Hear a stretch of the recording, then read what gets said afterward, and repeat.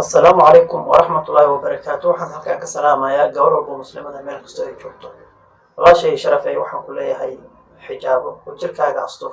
xaqiiq bilaahi alcadiim anigoo ku hadlaaya afka nimanka nin kasta oo xun, nin kasta oo wax walba oo ma garanaysaa wanaaga aan raad ku lahayn nooca ugu xun ragga kanaad aragtay oo taagan ma garanaysaa isbaarooyinka taagan, midka mooryaanka, midka ma garanaysaa wax walba oo xumaan maarta faraha kula jiro.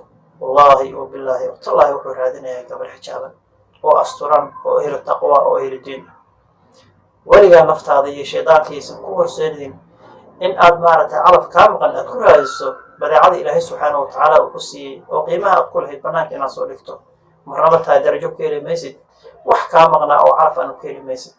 waxaan ku dhihi lahaa anigoo ku hadlaaya afka nimanka, fadlan jirkaaga astur, ilaahay subxaana watacaalana ka baq.